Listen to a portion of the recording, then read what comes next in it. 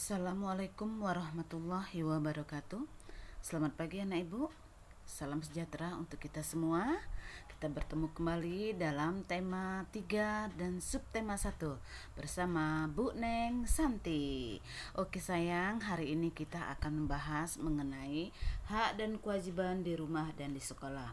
Tetapi sebelum kita melanjuti pembelajaran kita hari ini, tak lupa juga kita panjatkan doa, semoga apa yang kita lakukan hari ini, apa yang kita kerjakan hari ini mendapat keberkahan dari Allah Subhanahu wa taala. Amin ya robbal alamin. Oke, berbicara mengenai hak dan kewajiban, tentu kalian sudah pernah menerima materi ini ya, apa itu hak, apa itu kewajiban. Oke, Ibu ulang sekali lagi, hak adalah segala sesuatu yang harus kita terima. Ingat ya, kata-kata kuncinya di sini nih, diterima. Jadi kalau yang kita terima itu adalah hak kita. Sedangkan kewajiban segala sesuatu yang harus kita kerjakan atau lakukan. Ingat, kalau hak itu diterima, kalau kewajiban itu dikerjakan. Ingat ya, ingat aja kalau hak itu diterima, kalau kewajiban itu dikerjakan. Ingat ya anak ya. Nah, sebelum menuntut hak, kita harus melaksanakan kewajiban dahulu. Misal seperti ini, Papa kamu kerja. Oke, setelah bekerja selama sebulan, tentu ketika tanggal 1 mendapat gaji kan? Iya, mendapat gaji, mendapat upah, mendapat bayaran. Nah, itu menjadi hak dia. Sedangkan kewajibannya sudah dikerjakan dulu. Ya, Papa kerja dari pagi sampai sore, mengerjakan pekerjaan-pekerjaan kantor. Dia ngerjakan dulu.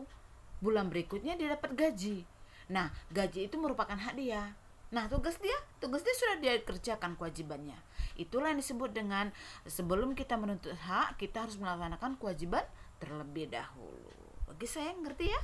Nah, antara hak dan kewajiban dilaksanakan secara seimbang. Jangan kita hanya menuntut hak kita aja, sementara kewajiban kita tidak kita kerjakan. Itu tidak seimbang. Oke. Nah, berbicara mengenai hak anak, hak kalian, hak peserta didik, hak anak murid, ya. Jadi kamu itu punya hak, ya. Kamu punya hak di rumah, kamu punya kewajiban di rumah, kamu punya hak di sekolah, kamu punya kewajiban juga di sekolah. Oke, sekarang Ibu bahas mengenai hak anak di rumah. Berarti itu hak kamu di rumah. Oke, yang pertama Ibu bilang kalian mendapatkan makan dan minum. Nah, pernah nggak kamu selama beberapa hari nggak dapat makan dengan minum kamu di rumah? Nggak pernah. Pernah Bu, bulan puasa kami nggak boleh makan dan minum. Tapi kan nggak seharian, iya kan? Nah, tapi itu ibadah kita, kewajiban kita terhadap agama. Nah, tetapi setelah waktunya kita berbuka, kita harus makan, kita harus minum. Nah, kita menuntut hak kita. Jadi, itu makan dan minum itu dipenuhi oleh orang tua kamu dan itu adalah hak kamu daripada keluarga kamu. Oke ya. Yang kedua, mendapatkan perlindungan dan keamanan. Nah, misalnya kamu sakit. Nah, kamu berhak untuk mendapat pengobatan dari orang tua kamu. Mama, saya ini sakit, Ma. Saya ini jatuh, Ma. Kaki saya berdarah, kepala saya bocor. Tolong bawa saya berobat. Nah, itu menjadi hak kamu. Dan keamanan kamu juga di sini, ya. Itu hak kamu. Yang ketiga, kalian berhak mendapatkan bimbingan orang tua saat belajar di rumah. Nah, apalagi seperti dalam keadaan corona seperti ini. Kita belajar daring ya. Sudah berapa bulan kita belajar daring nih? Sudah mau 6 bulan 7 bulan ya kita belajar daring. Nah, selama itu kalian mendapatkan bimbingan hak kamu di rumah sebagai pengganti guru kamu di sekolah. Jadi, orang tua kamu itu berhak wajib membimbing kamu dan itu menjadi hak kamu untuk mendapatkan bimbingan dari orang tua kamu belajar di rumah. Ya. Oke. Yang kedua, ada kewajiban anak di rumah. Nah, jadi kamu sebelum menuntut hak kamu harus melaksanakan kewajiban kamu dulu. Apa itu kewajiban kamu? 1, menghormati, menyayangi, dan menghargai anggota keluarga. Jadi kamu hormatilah orang tua kamu dulu. Jadi orang tua kamu tuh senang hatinya, Nak. Kamu tuh hormat, kamu tuh sayang dengan dia. Kamu pun menghargai kakak adik kamu, melihat kamu akur, melihat kamu rukun. Hati orang tua senang. Nah, jadi kalau orang tua hatinya senang, maka dia pun juga tidak tidak malas jadi untuk melaksanakan kewajiban hak dia terhadap kamu. Salah satunya ada kewajiban membimbing kamu belajar, enak ya. Nah, yang kedua, mematuhi dan melaksanakan nasihat orang tua. Jadi kalau orang tua kamu nasihat itu tidak harus duduk, ayo Badu, Wati, Linda, duduk depan ibu, depan bapak, sini kamu harus begini begitu, Kak. Tidak harus begitu yang namanya nasihat. Bisa jadi nasihat itu sambil mama masak, mama ngomong, "Nak, kalau dengan kakak nggak boleh berantem, dengan adik juga nggak boleh berantem." Itu merupakan suatu nasihat. Jadi nasihat itu harus dipatuhi, bukan hanya didengar, tetapi dipatuhi, dilaksanakan oleh kamu. Nah, itu kewajiban kamu di rumah ya. Yang ketiga, mengerjakan tugas dan PR di sekolah. Dan PR sekolah di rumah. Nah, itu juga menjadi kewajiban kamu. Nah, contoh nih, ada suatu gambar, ada anak perempuan rajin dan membantu ibunya masak di dapur. Anaknya ngapain? Anaknya membantu membersihkan halaman rumahnya. Itu menjadi kewajiban kamu di rumah. Kan gak berat pekerjaan seperti ini. Oke ya, selanjutnya adalah hak anak di sekolah. Nah, di sekolah ada mama papa nggak ada, kecuali mama papanya yang menjadi guru di situ. Nah, mamanya di rumah, papanya di kantor. Nah, kamu di sekolah dengan siapa? Dengan ibu guru, dengan bapak guru. Itulah pengganti orang tua kamu. Jadi orang tua kamu di sekolah adalah ibu dan bapak guru. Apa sih hak kamu di sekolah? 1, mendapatkan pendidikan dan pengajaran.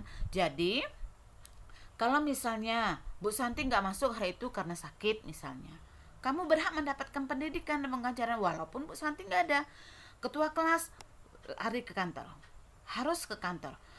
Bertanya dengan guru di kantor, "Pak, Bu, siapa yang guru piket hari ini ya? Bisa menggantikan Bu Santi? Bu Santinya sedang sakit. Nah, kami kosong di kelas, nggak ada guru yang ngajar." Itu menjadi hak kamu. Ya, nak ya, nanti ada guru piket untuk menggantikan Bu Santi di kelas kita. Oke, yang kedua, menggunakan perlengkapan pembelajaran sesuai ketentuan yang berlaku.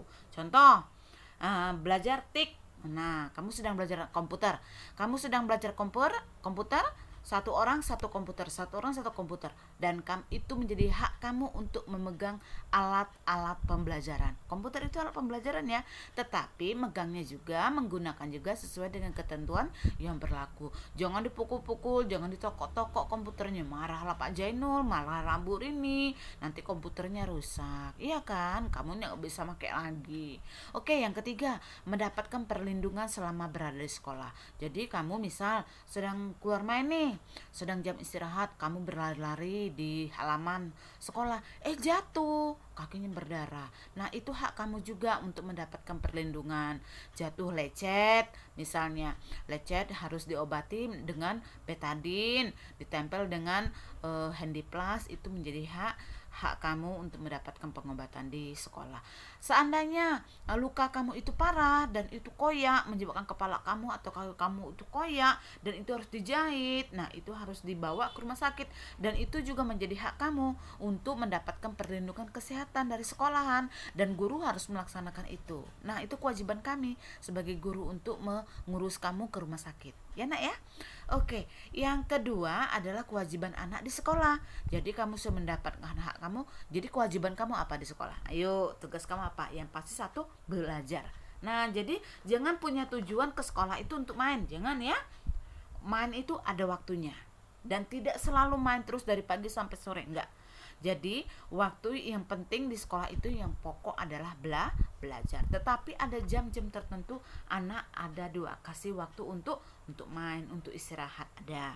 Oke, yang kedua, kewajiban kamu itu menghormati guru dan staf sekolah. Nah, jadi ibu guru merasa dihargai apabila anak muridnya hormat dengan guru dan timbul rasa sayang ya dengan guru, dengan staf sekolah, dengan pegawai kantin, dengan pegawai kebersihan, dengan Pak Sapam, dengan wakil kepala sekolah. Kamu harus sopan, harus santun, berbicara juga jangan yang kasar ya, nak ya. Oke, yang ketiga adalah menjaga kebersihan sekolah. Jangan mentang-mentang kita sudah punya OMI, sudah punya Pak D Muslim, kamu nggak mau membersihkan kelas kamu nggak mau membersihkan ada sampah di sekolah kamu. Nah, kebersihan bukan menjadi tanggung jawab pelayan sekolah saja. Kebersihan kelas, kebersihan sekolah menjadi tanggung jawab kita semua. Jadi menjadi kewajiban kita semua. Nah,